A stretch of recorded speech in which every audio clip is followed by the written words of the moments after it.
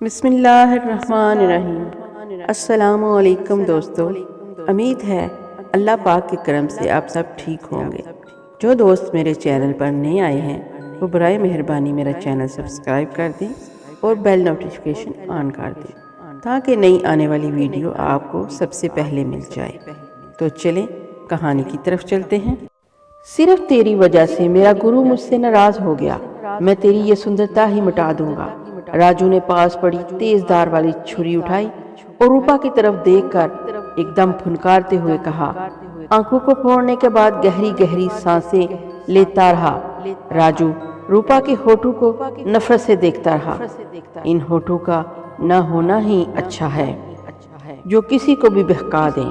راجو نے تیز دھار چھری سے ہونٹوں کو چیرتے ہوئے نفرت سے روپا کے چہرے پر تھوکا۔ روپا جو پہلے ہی راجو کی دہشت سے گنگ ہو چکی تھی، رہی صحیح کسر اس بربریت نے پوری کر دی۔ راجو غصے اور شرمندگی کے ملے جلے احساس سے اتنا دیوانہ ہو چکا تھا کہ روپا کے بے جان جسم کو مسلسل ٹھوکریں مارتا رہا اور تھک کے وہیں گر کے رونے لگا۔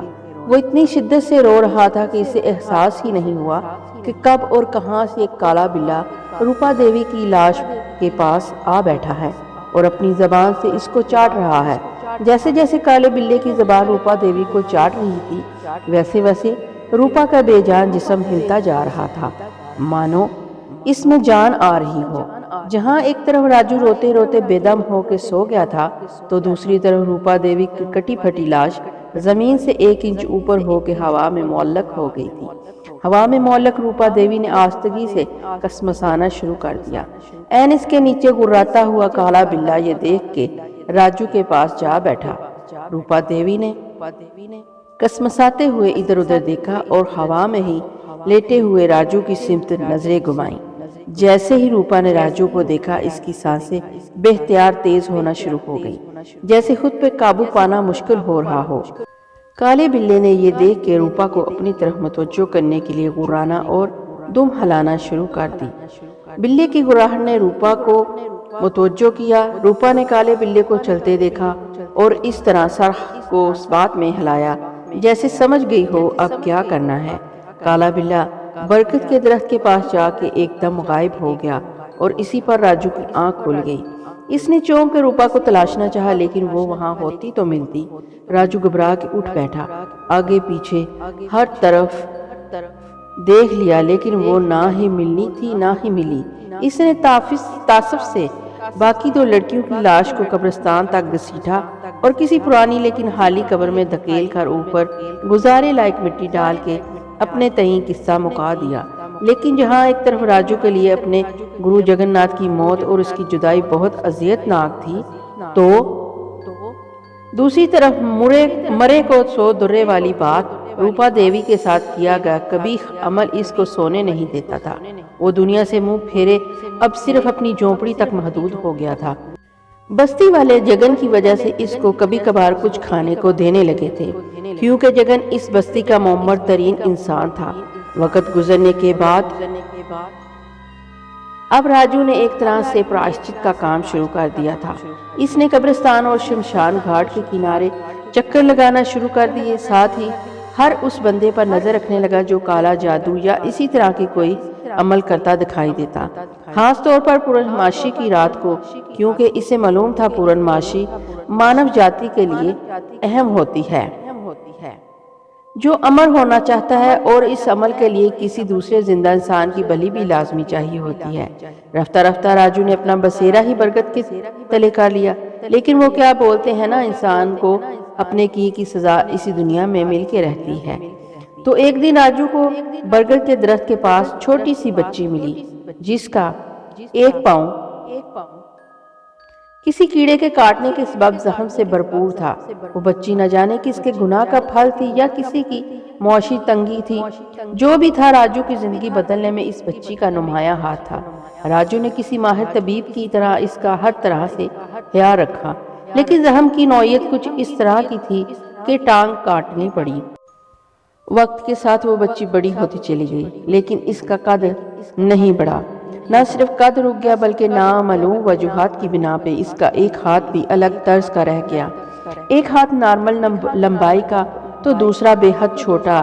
اس کے باوجود راجو کے لیے وہ بچی دنیا کی سب سے خوبصورت اور قیمتی ترین بچی تھی۔ وہ بہت پرسکون اور آرام سے اپنی بچی کے ساتھ رہ رہا تھا اور یہ بالکل بھول چکا تھا کہ مکافات عمل نامی بھی کوئی چیز باقی ہے دنیا میں۔ راجو اپنے معمول کے مطابق ہر پورنماشی کی رات خاص طور پر قبرستان اور شمشان گھاٹ کا چکر لگانا نہیں بھولتا تھا تاکہ کوئی اور انسان راجو نہیں بن سکے۔ ایسے ہی ایک رات جب راجو گشت لگا کے واپس اپنی جھونپڑی تک آیا تو کیا دیکھتا ہے، اسی برگد کے درخت تلے روپا دیوی الٹی لٹکی ہے اور اس کے ہاتھوں میں راجو کی وہ بچی لٹک رہی تھی جو اسے اپنی جان سے بھی زیادہ عزیز تھی۔ اس بچی کے ہاتھوں میں لالٹین تھی اور وہ یقیناً راجو کے پاس قبرستان آنے کے لیے جھونپڑی سے نکلی تھی۔ اب وہ لالٹین تھامے الٹی لٹکی ہوئی تھی جس کی لو لمحہ بلمحہ تیز ہوتی جا رہی تھی۔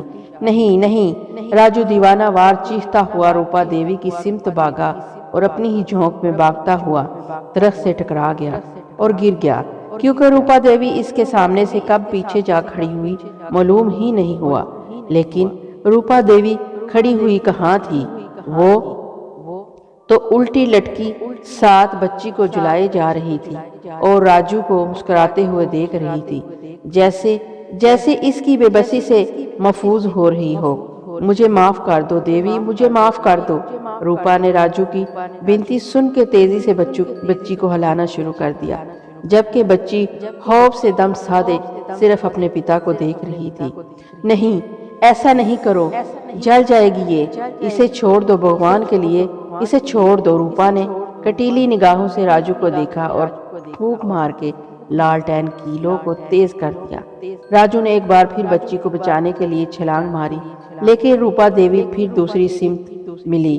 راجو کو اس لو کا چھپی سے بلا آہر غصہ آیا۔ مت بھولو میں کون ہوں، اس نے روپا کو تڑی لگائی، جسے سن کے روپا دیوی نے ایک بار مسکراتے ہوئے راجو کو دیکھا اور اپنی نظریں واضح طور پر برگد کی سمت کی۔ راجو نے بے اختیار ہی اس کی نگاہوں کا پیچھا کیا اور چونک گیا۔ سامنے کالا بلّا بیٹھا ہوا تھا، راجو کو ایک ٹک دیکھ رہا تھا۔ گرو گرو!